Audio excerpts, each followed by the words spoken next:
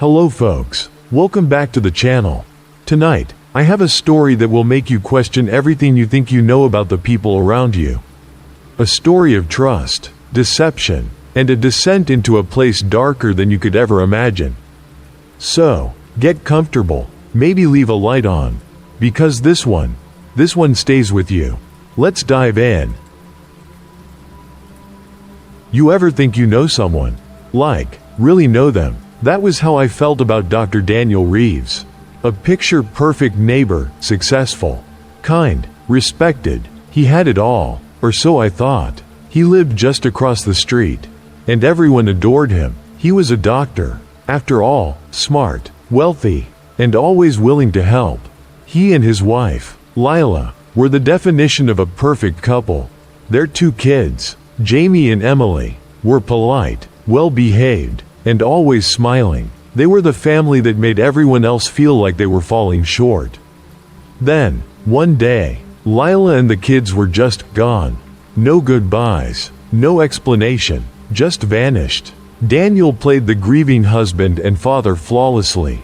The entire town rallied around him, offering support. He went on the news, pleading for their return. "Lila, if you're out there, please, I love you, come home." But when the cameras weren't rolling, he was different. He didn't act like a man who had lost his family. I'd see him mowing his lawn, chatting with neighbors, even cracking jokes. Something wasn't right. One evening, as I took out the trash, I saw Daniel standing in his driveway, staring up at his house. His expression was unreadable, distant. The porch light flickered above him, casting odd shadows on his face. He was still, unmoving, as if lost in thought or watching something. I hesitated before calling out, "Hey, Daniel, everything okay?" He blinked, startled, and turned to me with a slow, deliberate smile. "Yeah," he said, just remembering. The way he said it sent a chill through me. At night, strange noises began coming from his house. At first, I ignored them. Houses settle, pipes creak, it's normal. But this wasn't just the occasional thump or groan of an old home. It was different. There were whispers, faint, almost imperceptible, a murmur of voices, sometimes overlapping, sometimes breaking off abruptly, footsteps pacing, moving across rooms when no one else was supposed to be there. One night, I saw movement behind the curtains of Daniel's second-story window. A shadow, a figure standing just beyond the glass, shifting slightly before disappearing. The problem? Daniel wasn't home. I told myself it was nothing. Maybe a reflection, maybe just my imagination, but my unease grew. Then, the smell came. It started as something faint, like damp wood or stale air. But soon, it became stronger, sour, rancid, like something rotting. I walked past his house and gagged. It was strongest near his garage, where the scent seemed to seep from the cracks beneath the door. I wasn't the only one who noticed. Other neighbors whispered about it, casting uneasy glances toward Daniel's home. But no one confronted him. No one wanted to be the one to ask. Then, one night, I woke up to a noise. A sharp, metallic clatter. It was past midnight. The street was empty, blanketed in silence. I moved to my window, peering across at Daniel's house. His garage door was open. Just a crack, just enough for me to see movement inside. A figure hunched over something large, something wrapped in a dark, heavy tarp. I held my breath as Daniel straightened and, with startling ease, lifted the bundle into the trunk of his car. He moved smoothly, methodically, like he had done this before. My stomach twisted. I wanted to believe it was nothing. Maybe an old rug, maybe junk he was getting rid of. But then he looked up, right at me. Our eyes met through the darkness. He didn't flinch, didn't look away. He just stood there, watching, before slowly lowering the garage door. I backed away from the window, my heart hammering. Something was very wrong with Dr. Daniel Reeves. A few weeks later, my house flooded. Pipes burst, Water gushed from the kitchen sink, and within minutes, the entire floor was underwater. I called a plumber, but they told me it would take days to fix. That's when Daniel stepped in. "You can stay with me," he said, flashing that perfect smile. "Plenty of space. I wouldn't want you sleeping in a soggy house." I hesitated. The whole missing family thing still lingered in my mind. But I was desperate. "Are you sure? I don't want to impose." "It's no trouble at all," he assured me. "You'd be doing me a favor. The house feels too empty these days." That last comment sent a chill through me. But I ignored it. That night, I packed a bag and moved in. The first night in Daniel's house was eerily quiet. Too quiet, even in an empty house.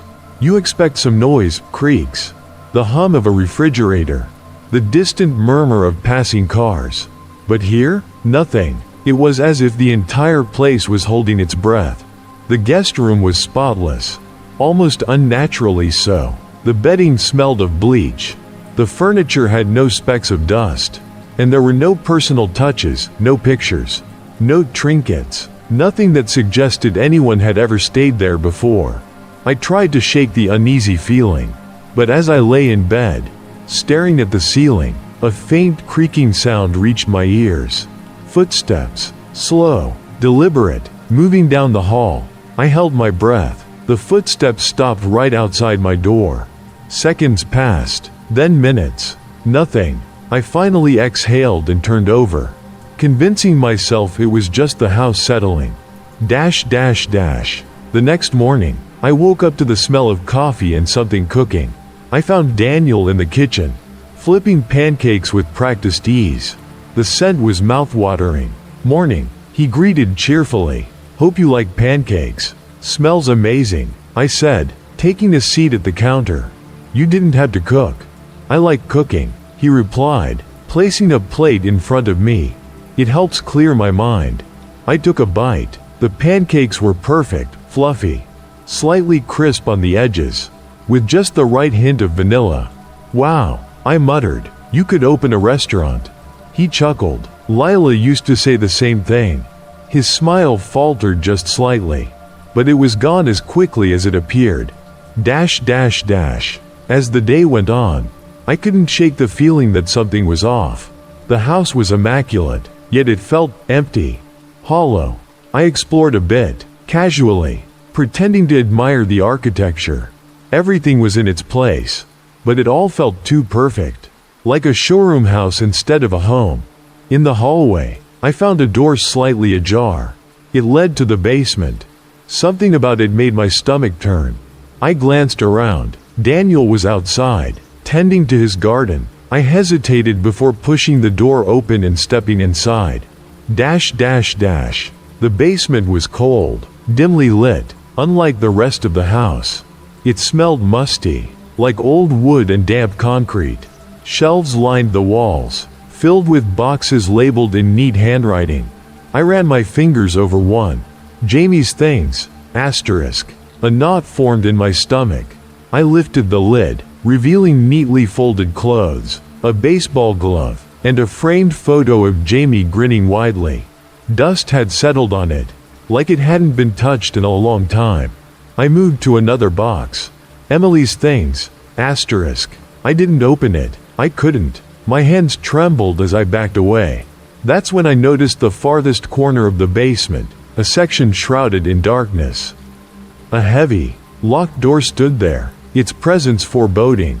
Before I could move closer, I heard footsteps above me.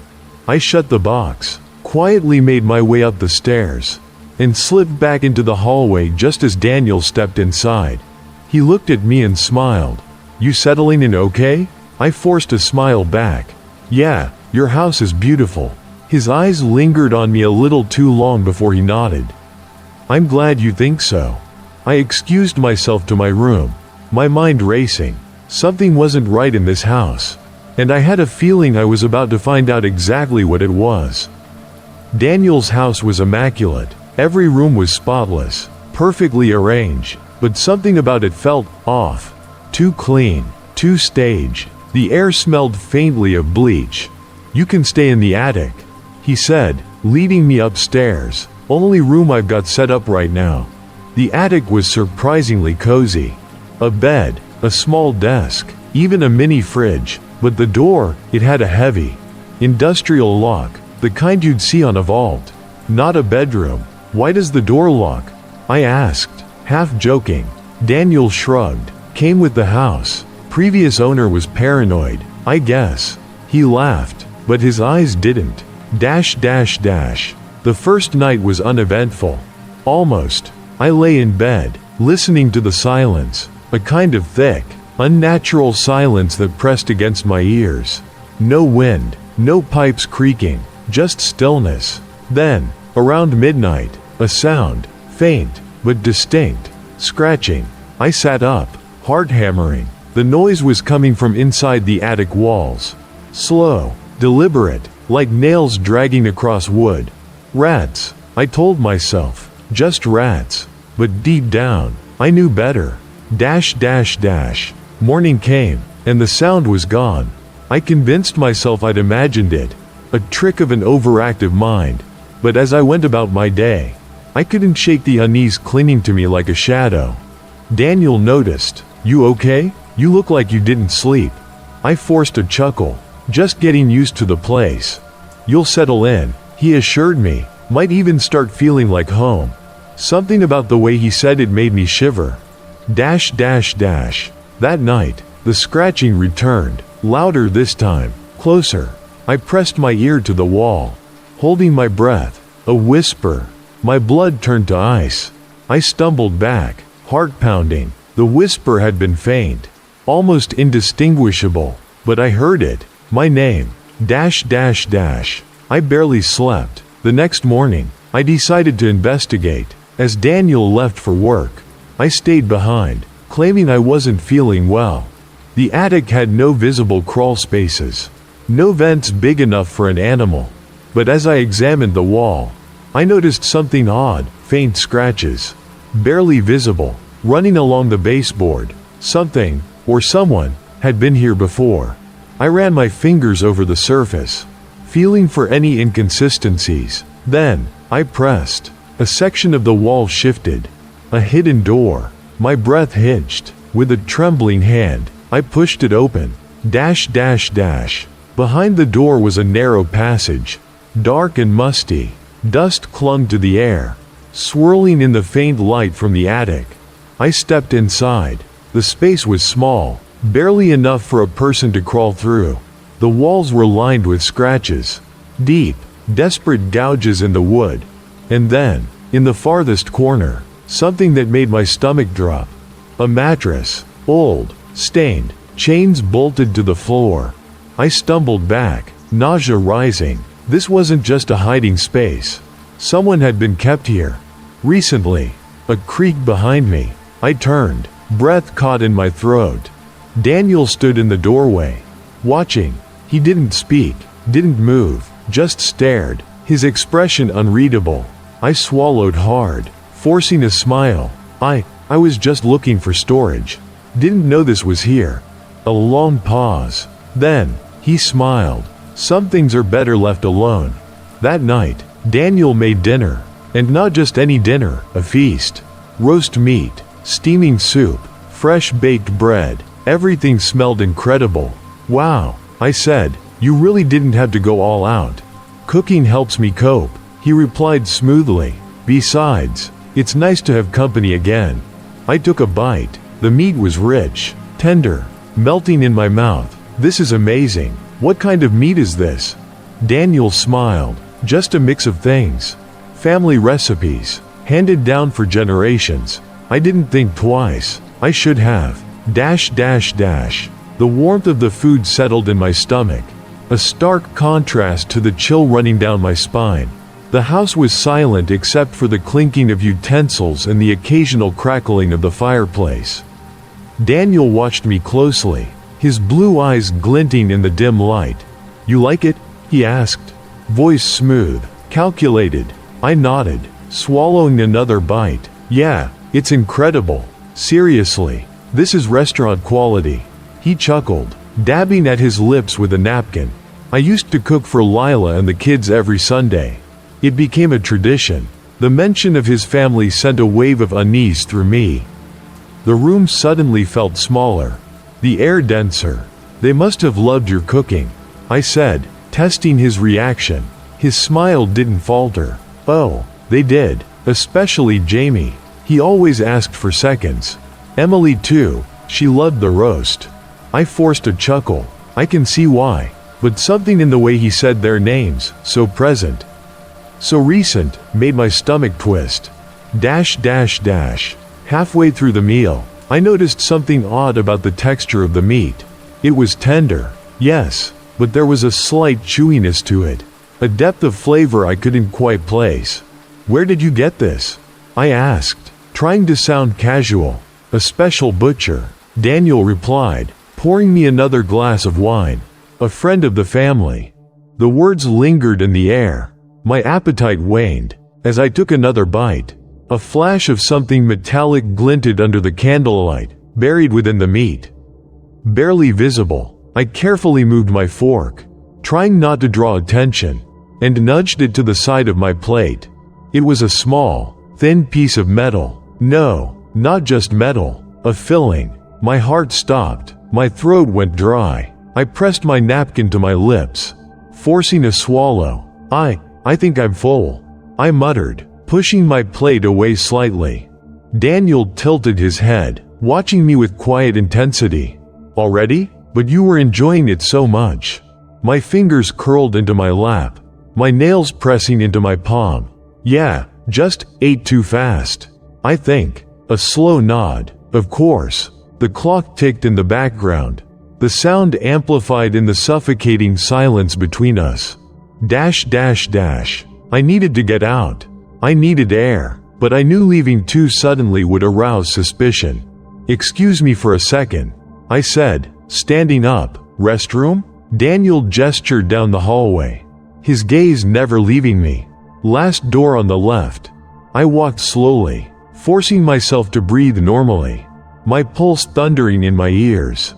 As soon as I turned the corner, I quickened my pace, slipping into the bathroom and locking the door behind me.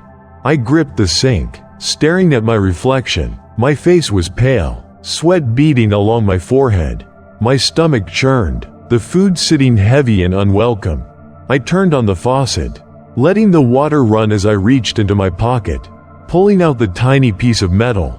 A filling, a human filling. I gagged, covering my mouth with my hand. The realization hit me like a truck.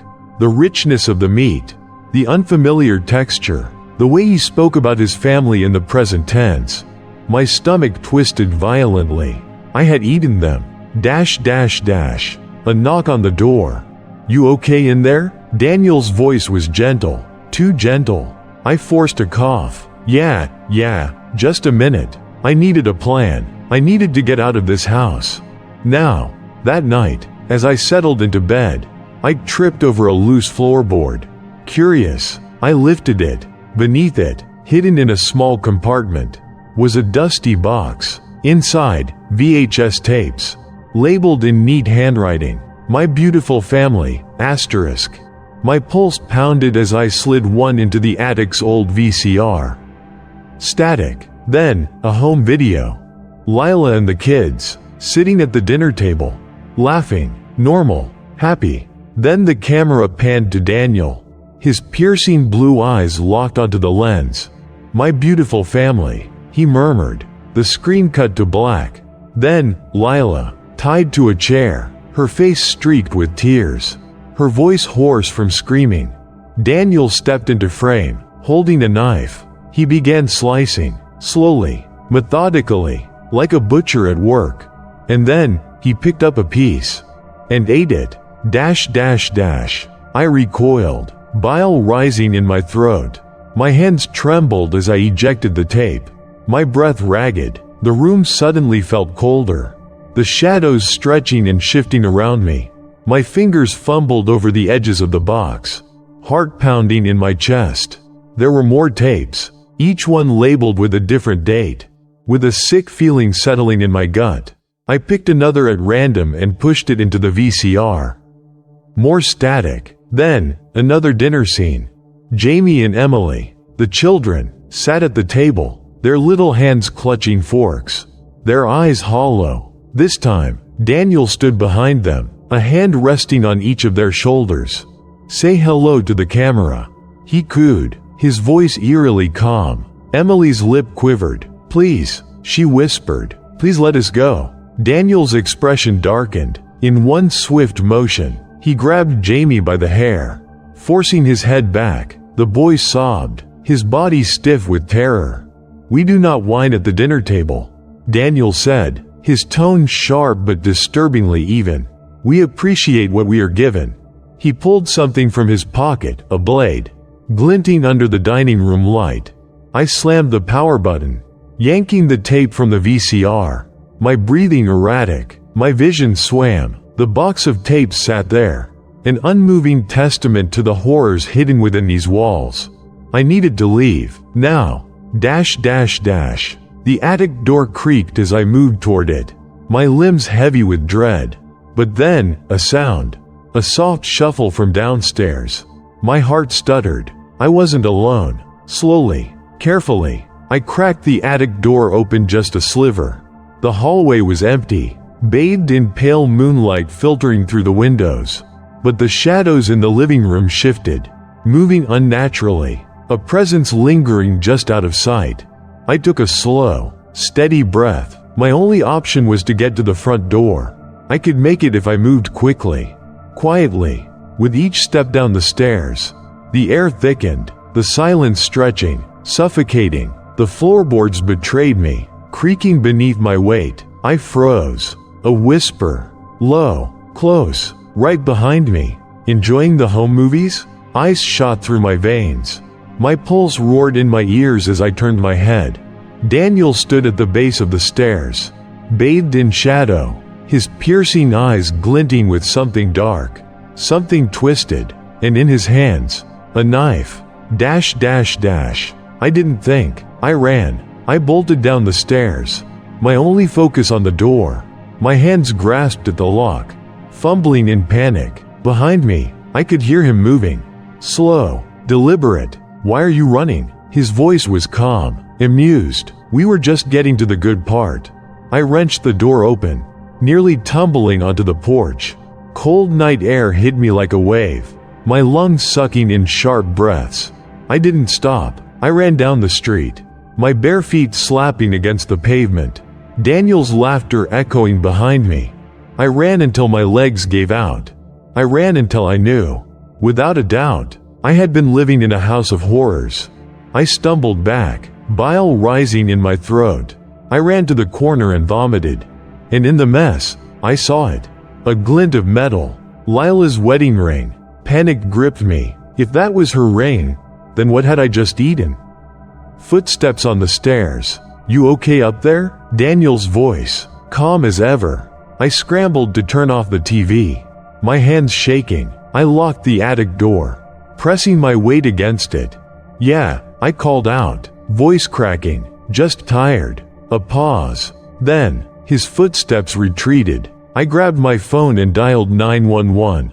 "Please send someone," I whispered. "My neighbor, he's done something terrible. I'm in his attic. Please hurry." The dispatcher kept me on the line. "Officers are on their way. Can you secure yourself?" I looked at the flimsy attic lock. "I'll try." The silence pressed in around me. My pulse pounded in my ears as I scanned the room for anything I could use to barricade the door. A chair, too flimsy. A dresser, too heavy. My mind raced, desperate for a plan. Then, the footsteps returned. Slow, measured. I clamped a hand over my mouth, my breath coming in short gasps. The doorknob jiggled. "Are you sure you're okay?" Daniel's voice was closer now, just on the other side of the thin wooden door. "You sound nervous." I swallowed the lump in my throat. "Just need some rest." The knob twisted harder. The lock strained. "You know," Daniel continued, his voice softer now. "Lila used to lock herself away, too, at first, but she learned, eventually." A cold shiver ran down my spine. "Learned what?" I forced myself to ask. The silence that followed was worse than any answer he could have given. The next few minutes stretched on forever. My phone buzzed in my shaking hand. "Ma'am, officers are a few minutes away. Stay calm," the dispatcher said. I opened my mouth to respond, but then I heard it. The sound of a key sliding into the lock. My heart stopped. The bolt clicked. I had no time to think. I lunged for the nearest heavy object, a lamp, and yanked the cord from the wall. The door creaked as it began to open. I swung the lamp with all my strength. Glass shattered, a grunt of pain. I didn't wait. I sprinted past Daniel, pushing him off balance. I flew down the attic stairs, nearly tripping over my own feet. Behind me, I heard him recovering. "Now, that's just rude," he muttered, footsteps pounding after me. The front door was in sight. I lunged, fingers fumbling with the deadbolt. My breath came in ragged gasps. Behind me, Daniel's voice was eerily calm. "You could have stayed. You know, I was going to take care of you." I yanked the door open and hurled myself onto the porch just as red and blue lights flooded the street. Daniel's expression didn't change. He stood in the doorway, bathed in flashing lights, his head tilted slightly. "Took them long enough," he murmured. Arms grabbed me, pulling me toward safety. Officers swarmed past me into the house. I collapsed onto the ground, barely hearing the shouts, the orders, the struggle. Then, "We've got something down here," a voice from inside the house. A moment later, an officer stumbled out, his face pale. He looked at me, his lips parting as if to speak, but no words came. I knew what they had found, and I would never be the same again. The house fell silent. Then, the sound of footsteps, climbing the stairs. "You've been snooping." Daniel's voice was cold now, all pretense gone. The door rattled violently. Then, a knife blade slid through the gap, slashing at the lock. "Daniel, stop!" I yelled. The door burst open. He stood in the doorway, knife gleaming, his blue eyes burning with something dark. "So," he whispered, stepping forward, "you figured it out." He lunged. I dodged, grabbing a lamp and swinging it at him. The base connected with his shoulder, but it wasn't enough. He grabbed me, forcing me to the ground, the knife pressing against my throat. "What was the food like?" he hissed. "Did you enjoy it?" I struggled, my strength fading. Sirens. The attic door burst open. Police officers swarmed in, guns drawn. "Drop the knife." Daniel turned on them, slashing wildly. Gunshots rang out. His body jerked. Then, stillness. I gasped for air, shoving Daniel's lifeless body off of me. Blood seeped into the attic floor, pooling beneath him. My hands trembled as I touched my throat, feeling the shallow cut where the knife had pressed seconds before. The officers rushed forward, securing the scene. One of them knelt beside me. "Are you hurt?" I shook my head, unable to form words. My entire body was shaking, my vision swimming between the adrenaline and sheer horror of the past few moments. A detective entered the attic, scanning the room before his gaze landed on Daniel's body. "We need forensics up here. Start searching the house," he ordered. As the officers moved through the attic, my gaze landed on something near the far wall, a small, black notebook. I knew I shouldn't, but I reached for it with trembling fingers. Flipping it open, my breath hitched. Dates, names, details of meals prepared. My stomach churned violently as I read the last entry. Guest. My name. Meal. Special family recipe outcome. TBD. I dropped the notebook as nausea overtook me. The officers continued their search, pulling open a concealed door in the corner. Gasps echoed through the attic as they discovered what lay beyond, a hidden room. Shelves lined with jars filled with things I didn't want to recognize. One officer turned away, cursing under his breath. This guy was a monster. A paramedic approached me, offering a blanket. "You're safe now. It's over." But as I looked at Daniel's body, his lifeless eyes still open, I couldn't shake the feeling that it wasn't over. Not really. I sat on the curb outside as the police searched the house. My body felt numb, my mind trapped in a fog. The flashing red and blue lights reflected off the pavement, casting erratic shadows that danced in my peripheral vision. The air was thick with the scent of damp earth, gunpowder, and something else. Something putrid that lingered on my tongue. A detective approached me, her face pale and expression unreadable. "We found remains," she said softly. "His wife, his kids, stored in jars, hidden in walls. He's been doing this for years." The words barely registered. My mind was stuck on one thing: the ring, and the meal I had eaten. A sickening realization curled in my gut, churning violently. My stomach clenched, and bile threatened to rise in my throat. I could still taste it, rich, tender, perfectly seasoned. The memory of Daniel's smug smile, the way he watched me take every bite, made my skin crawl. I gagged, but nothing came up. My body refused to purge itself of the horror I had unknowingly consumed. "Hey, are you all right?" The detective's voice barely cut through the static in my mind. I nodded numbly, though I knew I would never be all right again. Not after this. Not after everything I had seen. The house loomed behind me, its dark windows hollow and empty. Officers moved in and out, their faces grim as they carried out evidence bags, each one filled with something worse than the last. I could hear snippets of their conversations. Human remains in the basement freezer. Dozens of tapes. He documented everything. He fed them too. I squeezed my eyes shut, my breath shallow and ragged. This wasn't just a crime scene. This was a house of horrors. A paramedic knelt beside me, wrapping a blanket around my shoulders. "You're in shock," she said gently. "We should get you checked out." I shook my head. "No, I just need to go home." Home. The word felt foreign now. Meaningless. Could I even go back to normal after this? Would I ever feel safe again? I doubted it. Hours passed. The crowd of curious onlookers eventually dispersed.